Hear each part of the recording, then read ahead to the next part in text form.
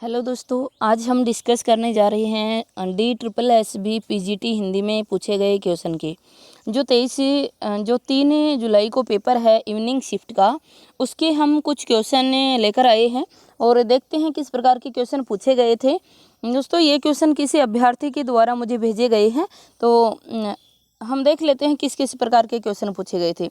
वैसे तो मेरे स्टूडेंट्स जितने हैं उनका कहना है कि मैम जो आपने करवाया उससे एक भी क्वेश्चन बाहर नहीं गया, सभी क्वेश्चन उसी के अंदर से आए थे हिंदी साहित्य के। और हिंदी साहित्य के क्वेश्चन दोस्तों कहना चाहूँगी, यदि आप भी तैयारी करना चाहते हो तो मेरा ऐप है अल्फ़ा हाइट्स के नाम से, आप उसे ज्वाइन कर लीजिएगा।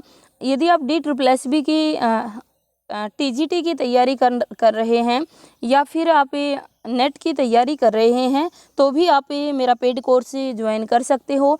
अगर आपने कोर्स किया हुआ है तो क्वेश्चन सीरीज ज्वाइन कर सकते हो। इन सब का लिंक आपको वीडियो के डिस्क्रिप्शन में मिल जाएगा। देखिए, आते हैं, आप देखते हैं कौन कौन से क्वेश्चन पूछे गए थे। पहला क्वेश्चन है, युगधारा किसकी रचना है? विकल्प था नागार्जुन, केदारनाथ अग्रवाल। तो दोस्तों सभी जानते ही हो, 2 ही विकल्प उन्होंने भेजे, जितना याद रहा उन्होंने लिखकर ये भेज दिए हैं। युगधारा, पहला क्वेश्चन हमारा है, युगधारा किसकी रचना है? दोस्तों बहुत अच्छे से जानते हो, आंसर क्या हो जाएगा? आंसर हो जाएगा नागार्जुन। युगधारा किसकी है? नागार्जुन की। अच्छे से कोड से आपको करवाया हुआ है कि युग की धारा में कौन नहीं बहता, नागे व्यक्ति युग की धारा में नहीं बहते। एक युग धारा है, युग की धारा में कौन नहीं बहता है? नागार्जुन। एक युग की गंगा होती है ऐसी रचना, जो किसकी है? केदारनाथ अग्रवाल की। तो ये अच्छे से कोड बनाया था कि केदार से तो गंगा निकलती है और नागे व्यक्ति कभी भी युग की धारा में नहीं बहते हैं। अगला क्वेश्चन हमारे समक्ष है, मिट्टी की बारात किसकी रचना है? मिट्टी की बारात किसकी रचना है? विकल्प है शिव मंगल सिंह सुमन। उनको आंसर ही याद रहा होगा, इसलिए मिट्टी की बारात किसकी रचना है? सभी जानते हो दोस्तों, शिव मंगल सिंह सुमन की है। बहुत अच्छे से कोड से मैंने आपको याद करवा रखा है। जिन्होंने भी पेड क्लासेज ली हैं, सारा हिंदी साहित्य हम आसान ट्रिक से करते हैं। जहाँ डिटेल में जाने की आवश्यकता होती है डिटेल में जाते हैं। मिट्टी की बारात किसकी रचना है? तो ये बताया था शिव मंगल सिंह सुमन। एक कोड बनाया था कि सुमन हिलोल करती है, उसके लिए युग का कोई मोल नहीं रहता है और एक दिन प्रलय का सृजन कर देती है। विंध्य हिमालय जाकर मिट्टी की बारात निकालती है। तो ये कोड बनाया था, किसकी हो जाएगी? शिव मंगल सिंह सुमन की। अगला क्वेश्चन है, गोदान का मुख्य पात्र है? गोदान का मुख्य पात्र है, विकल्प है होरी, कृष्ण, रामलाल। तो दोस्तों सभी जानते हो, आंसर क्या हो जाएगा? ए होरी। गोदान का जो मुख्य पात्र है वो होरी है। अगला क्वेश्चन है, न्यूनिया पात्र है? अनामदास का पोथा, बाणभट्ट की आत्मकथा और 2 विकल्प और दिए गए होंगे। तो दोस्तों जानते हो, निपुणिका कहो चाहे न्यूनिया कहो, एक ही बात है। किसकी है ये? बाणभट्ट की आत्मकथा का पात्र है। दोस्तों ये सभी क्वेश्चन आपको बहुत अच्छे से करवाए हुए हैं, जिन्होंने भी मेरी क्वेश्चन सीरीज ज्वाइन की है, मेरा ऐप ज्वाइन किया है क्वेश्चन सीरीज के लिए। ये मोस्टली क्वेश्चन उसी से उठकर आए हैं। दोस्तों ये विकल्प भी चेंज नहीं है, जो विकल्प मैंने बना रखे हैं सेम वही। बहुत से क्वेश्चन के तो विकल्प भी सेम हूबहू ही उठाए गए थे। अगला क्वेश्चन हमारे पास है, प्रगतिशील साहित्य की समस्याएं कृति किसकी है? ये एक आलोचनात्मक कृति है। प्रगतिशील साहित्य की समस्याएं किसकी है? रामविलास शर्मा, आचार्य रामचंद्र शुक्ल। 2 ही ऑप्शन उनको याद रहे होंगे। आंसर आ जाएगा दोस्तों ए, रामविलास शर्मा। प्रगतिशील साहित्य की समस्याएं किसकी है? रामविलास शर्मा की आलोचनात्मक कृति है। अगला क्वेश्चन है, प्रथम तार सप्तक के संपादक हैं? प्रथम तार सप्तक के संपादक कौन है? विकल्प अज्ञेय, दिनकर, मुक्तिबोध। आंसर क्या हो जाएगा दोस्तों? अज्ञेय। प्रथम तार सप्तक, या जिसको तार सप्तक भी कहा जाता है, इसके संपादक कौन थे? अज्ञेय थे। अगला क्वेश्चन है, संशय की एक रात। संशय की एक रात कविता किसकी है? तो सभी जानते हो, विकल्प धर्मवीर भारती, नरेश मेहता और 2 विकल्प दिए गए होंगे। तो संशय की एक रात किसकी है? नरेश मेहता की है। अगला क्वेश्चन है, नई कविता संपादित की? विकल्प अज्ञेय, कमलेश्वर और 2 और विकल्प होंगे। दोस्तों आप सभी जानते हो, आंसर क्या हो जाएगा? ए, अज्ञेय। नई कविता का संपादन किसने किया? अज्ञेय ने किया। अगला क्वेश्चन है सेवा सदन का रूपांतरण है, यानी सेवा सदन जो उपन्यास है वो किसका रूपांतरण है। विकल्प है बाजारे हुसैन, चौगाने हस्ती और दो दिए गए होंगे, है ना। तो आंसर क्या हो जाएगा दोस्तों, इसमें बाजारे हुसैन। बहुत अच्छे से याद करवाया हुआ है आप लोगों को, एक सिंपल ट्रिक बनाकर याद किया था। देखो सेवा सदन किसको कहते हैं, वेश्याघर को कहते हैं। और वेश्याघर में किसकी सेवा की जाती है, हुसैन की सेवा की जाती है। तो बाजारे हुसैन, जो हुसैन को बाजार में बेचना है तो सेवा सदन में जाकर सेवा करो, है ना। तो अच्छे से याद रहा होगा, बाजारे हुसैन सेवा सदन का, बाजारे हुसैन का रूपांतरित रूप सेवा सदन है। अगला क्वेश्चन देखिए, अगला क्वेश्चन है पत्रात्मक शैली में लिखा गया प्रथम उपन्यास है। दोस्तों ये हूबहू क्वेश्चन उठाया गया है, विकल्प भी कोई चेंज नहीं है इसमें। चंद हसीनों के खतूत, पत्रात्मक शैली में लिखा गया प्रथम उपन्यास कौन सा था दोस्तों, आंसर है जाएगा ये चंद हसीनों के खतूत। अगला क्वेश्चन है भारतेंदु के नाटकों का सही कालक्रम कौन सा है। भारतेंदु के नाटकों का सही कालक्रम विकल्प था भारत दुर्दशा, प्रेम जोगिनी, नील देवी, सती प्रताप। तो दोस्तों ये बहुत अच्छे कोड से आपको करवाए गए हैं, आप ट्रिक से कर सकते थे, डेट याद नहीं थी तब भी। सबसे पहले आ जाएगा प्रेम जोगिनी, है ना, प्रेम जोगिनी आ जाएगा, भारत दुर्दशा आ जाएगा, नील देवी आ जाएगा और सती प्रताप अंत में आ जाएगा। दोस्तों केवल आपको इतना याद था कि सती प्रताप इनका अंतिम था जो अपूर्ण रहा, अंतिम नाटक था जो अपूर्ण रह गया था। तो दोस्तों तब भी आपका आंसर सही हो जाना था, आंसर हो जाएगा सती प्रताप। अगला क्वेश्चन है हिंदी पत्रकारिता दिवस कब मनाया जाता है।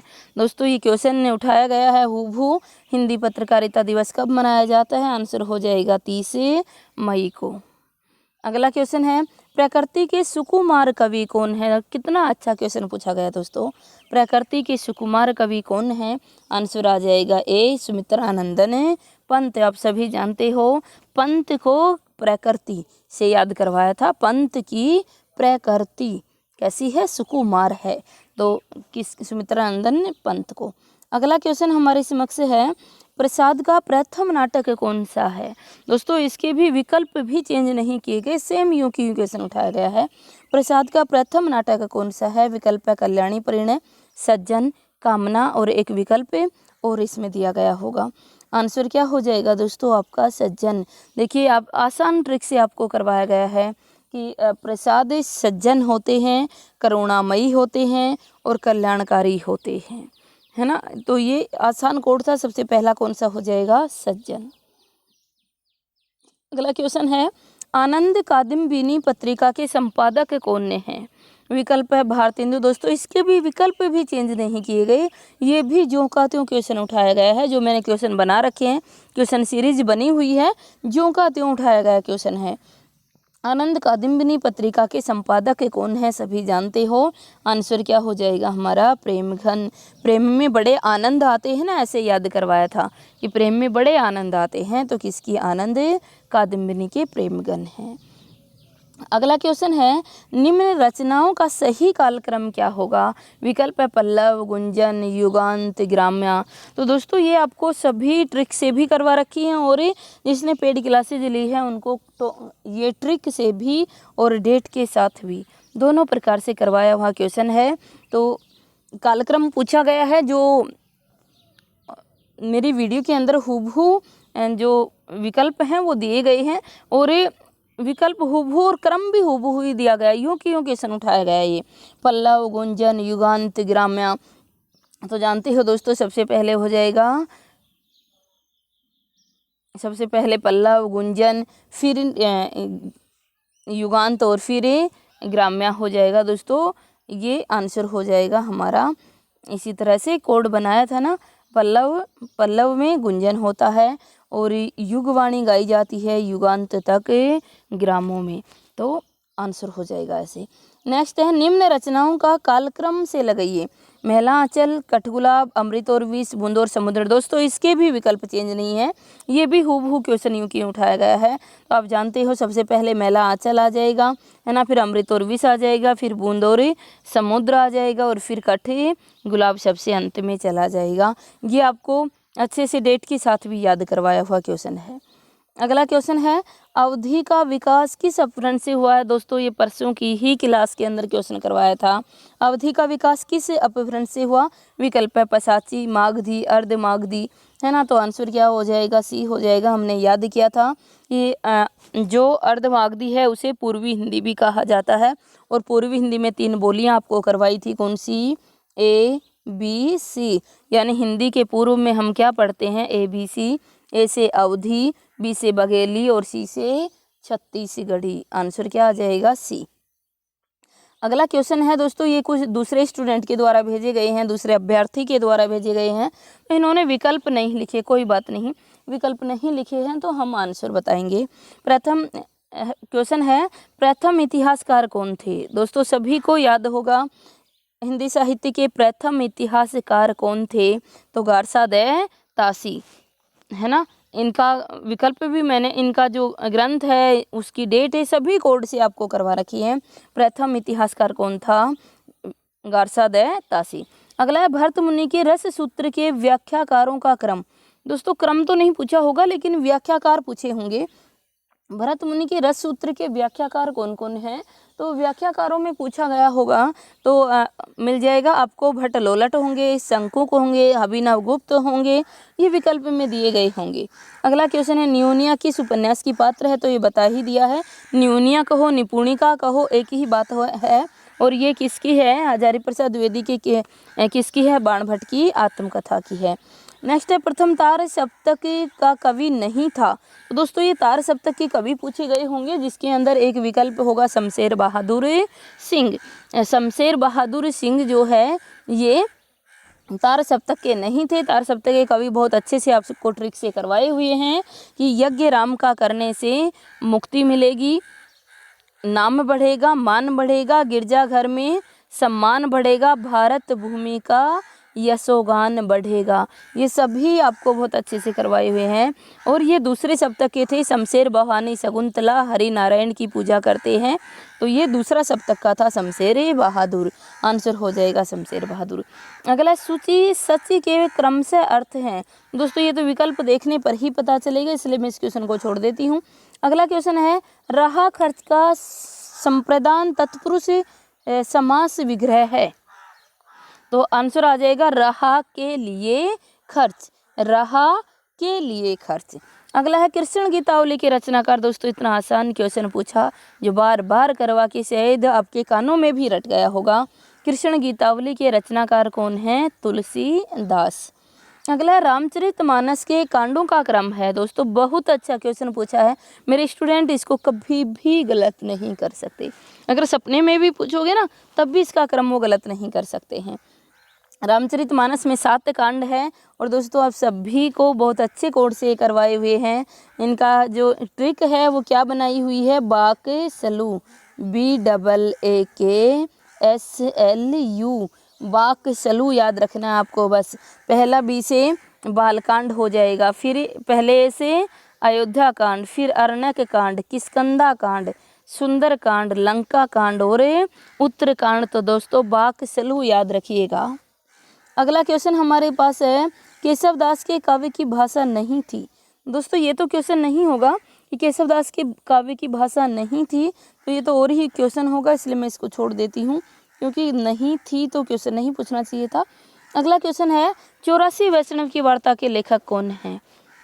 दोस्तों शायद अभ्यर्थी को याद नहीं रहा होगा कि 84 वैष्णव की वार्ता के लेखक कौन है या 252 वैष्णव की वार्ता के लेखक, ये क्वेश्चन पूछा गया था, दोनों में से एक। तो दोस्तों सभी को याद है किसकी है, ये गोकुलनाथ की है। बहुत आसान ट्रिक से सबको याद करवाई हुई है। अगला क्वेश्चन है, दिवस का अवसान समीप था, गगन था कुछ लोहित हो चुका। दोस्तों दिवस का अवसान समीप था, गगन था कुछ लोहित हो चुका। ये पंक्तियाँ मैं वैसे भी गुनगुनाती रहती हूँ, क्लास में पता नहीं कितनी बार ये पंक्तियाँ गुनगुनाई जाती हैं और मेरे ऐप से क्वेश्चन सीरीज से हूबहू उठाया गया क्वेश्चन है। ये जो पंक्तियाँ हैं इन पंक्तियों को मैं ऐप में बहुत आसान ट्रिक के साथ करवाती हूँ। क्वेश्चन सीरीज का जो मेरा ऐप है अल्फ़ा हाइट से, उसके अंदर तो ये सभी पंक्तियाँ ट्रिक से याद करवाई जाती हैं, तो आपको अवश्य याद हो गई होगी। दिवस का अवसान समीप था, गगन था कुछ लोहित उजला। किसी रचना की पंक्तियां हैं, रचना पूछी गई है किसकी है ये। फिर ये प्रवास की प्रथम ही पंक्ति हैं दोस्तों, और हरियोद्ध की पंक्तियां हो जाएंगी। अगला क्वेश्चन है, छायावाद स्थूल के प्रति सूक्ष्म का विद्रोह किसने कहा। कितना अच्छा क्वेश्चन है दोस्तों, मजा आ गया इस क्वेश्चन में। छायावाद स्थूल के प्रति सूक्ष्म का विद्रोह है, इसके विकल्प भी चेंज नहीं किए गए। स्टूडेंट्स बोल रहे थे मैम इसके विकल्प भी हूबहू ही थे जो आपने क्वेश्चन में बना रखे हैं। तो दोस्तों आंसर क्या हो जाएगा, नगेंद्र हो जाएगा। याद किया था हमने, जो नगीने की अंगूठी पहनता है ना, नगेंद्र को नगीना बनाया कि जो नगीने की अंगूठी पहनता है ना, वो स्थूल होकर भी अपने आप को, सूक्ष्म होकर भी अपने आप को स्थूल समझता है, छोटा होकर भी अपने आप को बहुत बड़ा समझ लेता है। अगला क्वेश्चन है, प्रथम साहित्य अकादमी पुरस्कार किस रचना को दिया गया था, को मिला था दोस्तों। तो प्रथम साहित्य अकादमी पुरस्कार किसको दिया गया था, हिम तरंगिणी को दिया गया था। अगला क्वेश्चन, हम क्या थे क्या होंगे। हाँ दोस्तों, ये पंक्ति इसी प्रकार से होंगी, हम क्या थे क्या हो गए और क्या होंगे अभी। ये किस रचना से ली गई पंक्तियां हैं, तो दोस्तों ये तो आपको बहुत अच्छे से याद होंगी किसकी हैं, भारत भारती, मैथिली शरण गुप्त की भारत भारती से ली गई पंक्तियां हैं। अगला क्वेश्चन है, काव्य अलंकार किसकी रचना है। दोस्तों बहुत अच्छा क्वेश्चन पूछा, काव्य शास्त्र इतना आसान आपको ट्रिक से करवाया हुआ है। काव्य अलंकार किसकी रचना है, भरत मुनि को रस मिला भाम्य को अलंकार। भाम्य को अलंकार तो जानते हो किसकी हो जाएगी, भाम्य की रचना हो जाएगी। काव्य अलंकार किसकी है, भाम्य की। या तो ऑप्शन में भाम्य होगा या रुद्रट होगा, क्योंकि कोड बनाया था कि रुद्रट की रचना को भाम्य की रचना का नाम देते ही वो रूठ गया, तो रुद्रट से रूठ जाना बनाया था। याद रखना, रुद्रभट नहीं रुद्रट। तो ऑप्शन में या तो भाम्य होगा या फिर रुद्रट होगा, दोनों की ही क्या है, काव्य अलंकार है। अगला क्वेश्चन है, प्रगतिशील साहित्य की समस्याएं किसकी आलोचनात्मक रहती है, तो ये बता ही दिया दोस्तों, ये किसकी हो जाएगी, आपकी रामविलास शर्मा की। अगला क्वेश्चन है, मधुकण किसकी एकांकी है, तो ये ध्यान नहीं आ रहा है, इसको छोड़ देते हैं। अगला क्वेश्चन है, चांद का मुंह टेढ़ा कृति का प्रकाशन वर्ष क्या है। दोस्तों ये मुक्ति बोध की है, बहुत अच्छे से कोड से आपको करवाया गया कि अगर मुक्ति पानी है तो चांद का मुंह टेढ़ा करना पड़ेगा, है ना। भूरी भूरी खाक धूल छाननी पड़ेगी, फिर भ्रम राक्षस आएगा अंधेरे में और तुम्हारे अंतःकरण का आयतन नाप देगा। तो ये सभी आपको ट्रिक से करवाई गई हैं। प्रकाशन वर्ष कब का है, चांद का मुंह टेढ़ा कब का है, 1963 की रचना है, ये भी आपको करवाई। चांद का मुंह टेढ़ा कितनी बार करना पड़ेगा, 63 बार। तो ये सभी आपको डेट भी याद करवाई हुई है। अगला क्वेश्चन हमारे पास है, युगधारा किसकी काव्य रचना है, बता दिया गया। सेवा सदन उपन्यास का उर्दू रूपांतरण, ये भी बता दिया दोस्तों। पत्रात्मक शैली में चंद हसीनों के खतूत। अगला क्वेश्चन है, जयशंकर प्रसाद के उपन्यास कंकाल की विषय वस्तु क्या है। दोस्तों बहुत अच्छे से ये करवाया हुआ क्वेश्चन आपको है, कंकाल की विषय वस्तु क्या है। तो दोस्तों विकल्प होगा, तत्कालीन समाज का नग्न चित्रण किया गया है। इसके अंदर तत्कालीन समाज की जो परिस्थितियां हैं उनका नग्न चित्रण यहाँ किया गया है। नेक्स्ट है, राजा भोज का सपना किसकी रचना है, राजा भोज का सपना। तो सभी जानते ही दोस्तों, बहुत अच्छे से कोड से करवाया है कि जो शिव के पुजारी होते हैं वो बड़े आलसी होते हैं, है ना। इसलिए उनको वर्णमाला नहीं आती, वामा मनोरंजन करते हैं, इसलिए उनमें विद्यांकुर नहीं होता है। सपने लेते हैं राजा भोज के और सपनों में ही सब कुछ सीख लेना चाहते हैं, भूगोल हस्तामलक इतिहास तिमिर सार। याद आया किसकी है, शिव प्रसाद सितारे हिंद की। अगला क्वेश्चन है, साहित्य लोचन किसकी कृति है। दोस्तों इतना अच्छा क्वेश्चन पूछा गया है, साहित्य लोचन किसकी कृति है दोस्तों, सभी जानते हो, श्याम सुंदर दास की। कोड बनाया था ना, श्याम सुंदर के जो लोचन है वो बहुत ही सुंदर हैं। तो साहित्य लोचन, श्याम सुंदर के जो लोचन है ना उसमें हमें साहित्य दिखाई देता है। बहुत सुंदर लोचन है। तो आंसर हो जाएगा डॉक्टर श्याम सुंदर दास। अगला क्वेश्चन है आनंद कादम्बिनी पत्रिका के संपादक करवा दिया गया है, सभी जानते हो प्रेमघन। सो अजान एक सुजान बालकृष्ण भट्ट की किस प्रकार का उपन्यास है? तो दोस्तों ये उपन्यास विकल्प दिए गए होंगे और इसमें ये जो उपन्यास है एक ऐसा है कि उपदेशात्मक उपन्यास है। अगला क्वेश्चन है ताई रचना के रचनाकार कौन है? दोस्तों इतनी बार ये क्वेश्चन करवाया गया। ताई रचना के रचनाकार विशंबरनाथ शर्मा कौशिक। अगला क्वेश्चन है जयशंकर प्रसाद जी का प्रथम नाटक कौन सा है? सभी जानते हो सज्जन। भुवनेश्वर का एकांकी संग्रह कौन सा है दोस्तों? तो विकल्प में कारवां होगा। ये सभी को अच्छे से करवाया हुआ है।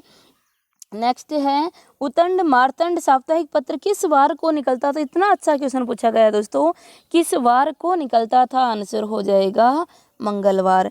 ये किस वार को प्रकाशित होता था? मंगलवार को, साप्ताहिक था, मंगलवार को होता था। अगला है अखिल भुवनचर अचर सब हरिवंश में लखी मातु चकित बही। अच्छा ये पंक्तियां में कौन सा रस है? तो दोस्तों रस पूछा गया, ये रस के समय हुबहू आपको पंक्तियां लिखवाई गई थी। कौन सा हो जाएगा? अद्भुत रस। नेक्स्ट है शब्द और अर्थ दोनों के कारण चमत्कार उत्पन्न करने वाले अलंकार कौन से हैं, क्या कहलाते हैं? तो दोस्तों अलंकार 3 प्रकार के होते हैं। अलंकार के समय बहुत अच्छे से आपको करवाए गए थे, शब्द अलंकार, अर्थ अलंकार और उभय अलंकार। जो शब्द अलंकार है वो शब्द के कारण चमत्कार उत्पन्न करते हैं, जो अर्थ अलंकार वो अर्थ के कारण चमत्कार उत्पन्न करते हैं, और जो दोनों के कारण चमत्कार उत्पन्न करे उसे क्या कहते हैं? उभय अलंकार। उभय अलंकार के रूप में श्लेष को माना गया है उभय अलंकार। तो दोस्तों ये सभी क्वेश्चन, ये लगभग मैंने आपको 40-45 क्वेश्चन करवाए हैं दोस्तों। इतने ही याद थे अभ्यर्थियों को भेजे हैं। कोशिश ही करती हूँ कि आज शाम तक और भी क्वेश्चन आ जाएंगे और ये सभी क्वेश्चन लगभग जो हैं वो मैं आपको करवा दूंगी। बाकी और भी याद आएंगे, जैसे ही बाकी अभ्यर्थियों से एक बार कॉन्टैक्ट करेंगे तो उनसे भी क्वेश्चन लिए जाएंगे और सभी के द्वारा बता दिए जाएंगे।